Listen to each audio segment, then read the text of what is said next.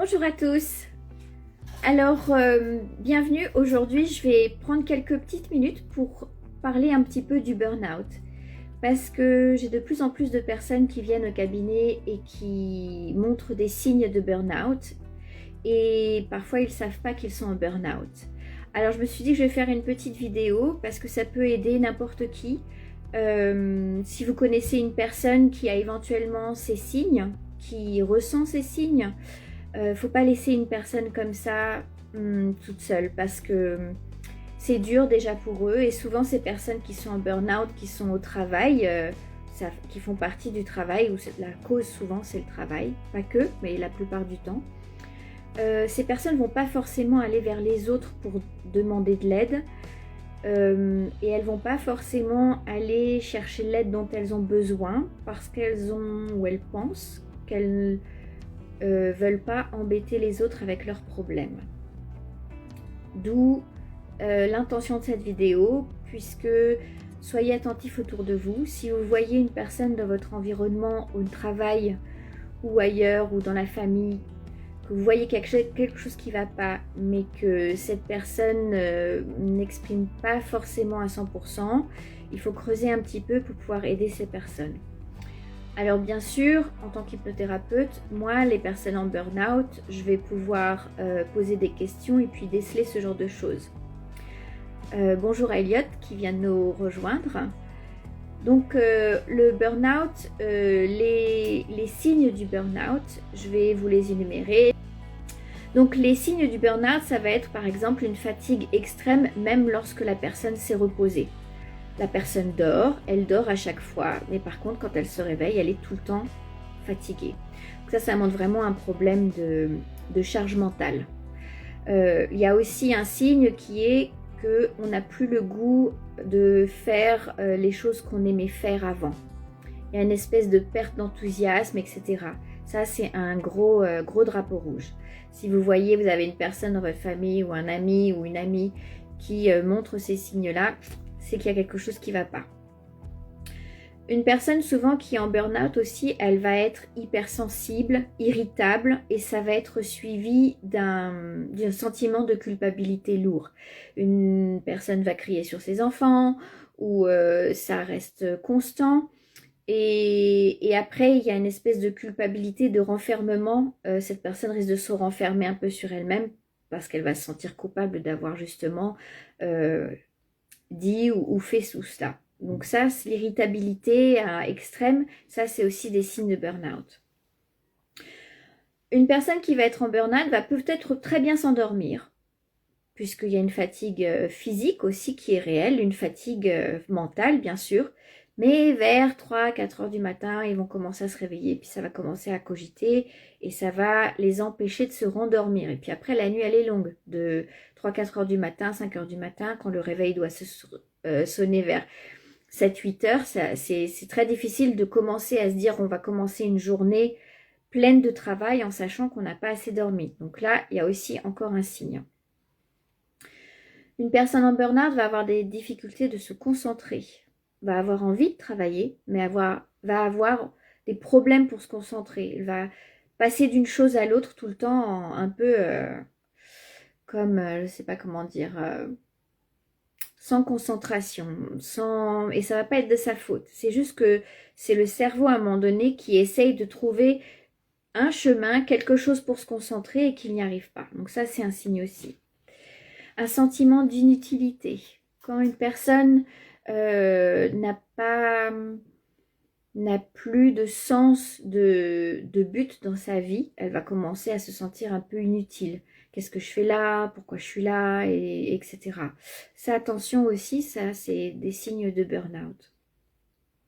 Un autre signe de burn-out important, c'est quand la personne commence à limiter son cercle social. C'est-à-dire quand cette personne va commencer à ne plus vouloir sortir, moins avoir moins avoir envie de revoir ses amis, sa famille, de commencer à refuser des invitations. Attention, ça c'est pas bon non plus. Bien sûr, une fois ça arrive, 2 fois ça arrive.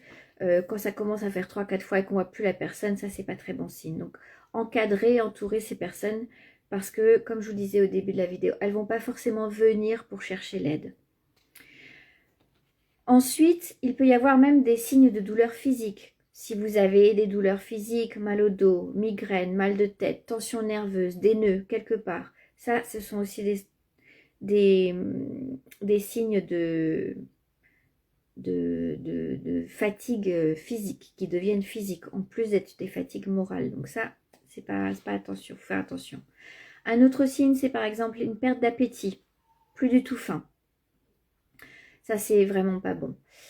À l'extrême, quand on mange avec des compulsions émotionnelles, quand on essaie de se remplir de quelque chose et qu'on mange et qu'on mange et qu'on mange, pas de la boulimie, mais à certaines heures ou à certains moments de la journée, quand on essaie de commencer à compenser et à manger, on ne peut pas résister, on mange un petit peu sans se retenir. Ça, attention, ça aussi, ça peut être des signes de burn-out.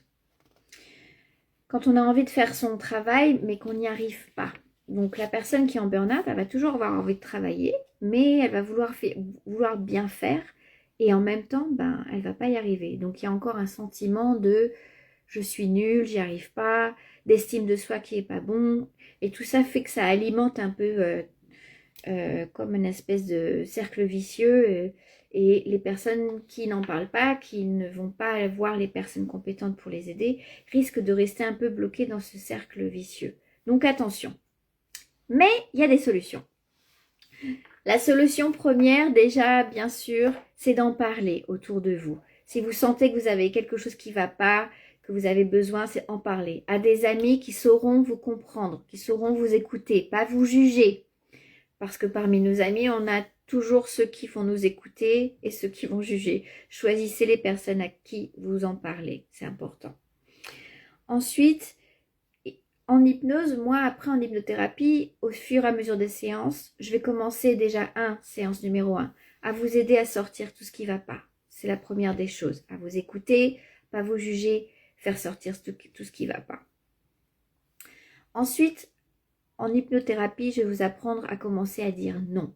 Quand c'est nécessaire, quand c'est justifié, parce que souvent une personne de burn-out ne va pas savoir dire non, va pas pouvoir dire non, parce qu'elle ne veut pas décevoir la direction, le patron, l'encadrement, la société, etc. Donc, il y a des moments où on peut dire quand même non, tout en se préservant et en pouvant faire son travail encore correctement. Donc ça fait partie des choses que je vais travailler avec vous en hypnose. Une autre chose, c'est apprendre à lâcher prise et que quand vous rentrez au travail, dans la mesure du possible, ne pas emmener du travail à la maison ou laisser ses bagages devant sa maison. N'emmenez pas ça avec vous. Parce qu'un burn-out, ça peut avoir des conséquences qui peuvent lier sur la dépression. Et une dépression, après, pour s'en sortir, ça met plus de temps. Donc après, c'est une famille qui est touchée. Ça va être un environnement familial. Ça va être un environnement social. C'est pas toujours facile. Donc avant d'en arriver là, commencez à apprendre, et moi ça en hypnose et en hypnothérapie, je peux vous aider, à apprendre à lâcher prise et à séparer les choses, à comportementaliser les situations. Voilà. Une autre bénéfice que vous pouvez avoir lorsque vous faites de l'hypnothérapie et que je vous soigne et que je vous aide et que je vous accompagne pour le burn-out, c'est que vous allez pouvoir apprendre et commencer à dormir mieux. Ça, c'est une des choses que vous allez pouvoir reprendre aussi, reprendre confiance en vous, mais aussi dormir mieux. Quand on commence à dormir mieux, on a moins de phases de REM, ce qu'on appelle des REM, des phases où le sommeil est important. Chez les personnes qui sont en burn-out, en dépression, ces phases de REM, elles sont plus longues et du coup, les personnes récupèrent moins en sommeil profond. Donc du coup, c'est vraiment là, ça devient physiologique. Donc la première des choses que je vais travailler avec vous en hypnose, en hypnothérapie, c'est bien sûr, on allège le stress. On apprend votre inconscient à devenir plus calme, à vous donner les outils pour commencer à rediriger votre inconscient vers quelque chose de calme et d'avoir un sens de sécurité. Voilà. Ensuite, une personne qui va faire un burn-out a souvent envie de bien faire, bien sûr. Mais peut-être souvent aussi une tendance à être perfectionniste. Alors, on a tous à plus ou moins un certain degré, Mais il faut que être perfectionniste, c'est un atout quand c'est demandé. Être perfectionniste du matin jusqu'au soir, c'est pas forcément un atout. Ça peut être au contraire quelque chose de très lourd à porter. Donc, être perfectionniste, moi, en hypnose, je vais vous apprendre à être perfectionniste à certains moments, quand c'est demandé et pour que ça vous serve à quelque chose de bien. Ensuite, il faut comprendre qu'on a des besoins en tant qu'être humain, 9 je crois. Nous avons des besoins pour pouvoir exister et avoir un sens dans notre vie. Je vais vous en citer quelques-uns, je ne les connaissais pas tous par cœur, mais je vous en citer quelques-uns. Donc le premier, c'est avoir un sens de sécurité, de territoire de sécurité, pour qu'on puisse savoir qu'on peut, si on a peur, être dans un endroit où on peut se sentir en sécurité. La deuxième, c'est pouvoir donner de l'attention et en recevoir. C'est très intention. C'est très important. C'est important aussi d'avoir un sens de la communauté, de faire partie d'un cercle social. Ça, je vous en ai parlé aussi un petit peu avant. Et il y a aussi, surtout, ce qui joue beaucoup, c'est avoir un sens, d'avoir un but dans sa vie. Et là, j'aimerais vous parler juste 2 minutes pour vous rappeler que avoir un sens dans sa vie, c'est pas le travail. Bien sûr, on a besoin d'avoir un travail et que ça donne du sens dans notre vie. Mais souvent, les personnes qui font des burn-out, elles investissent tout dans leur travail. Eh bien, c'est faux. Il ne faut pas faire ça. Il faut faire ça jusqu'à une mesure. Avoir un travail, c'est très bien.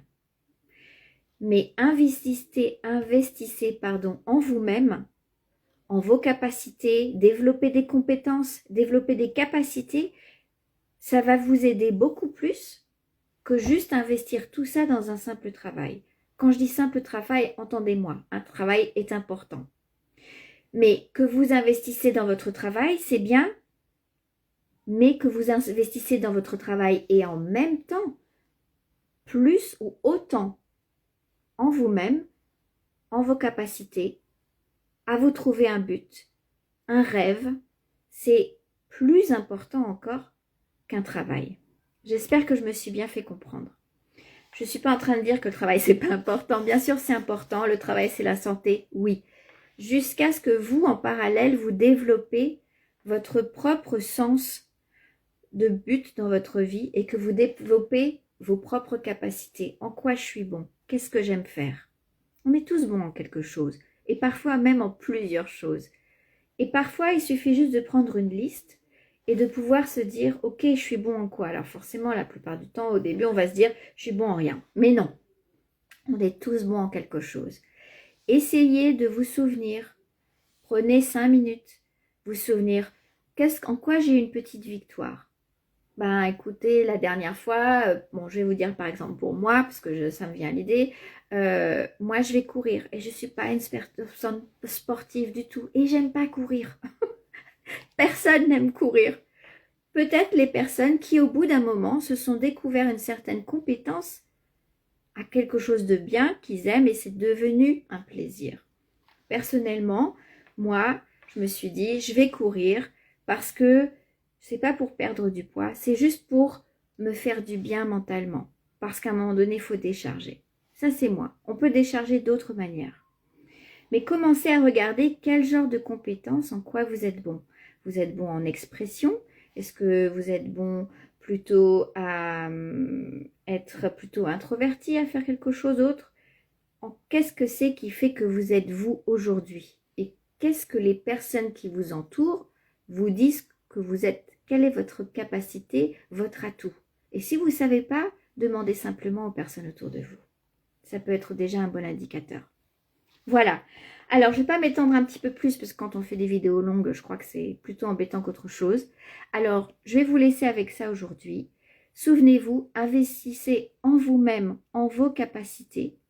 C'est aussi important que de s'investir dans un travail.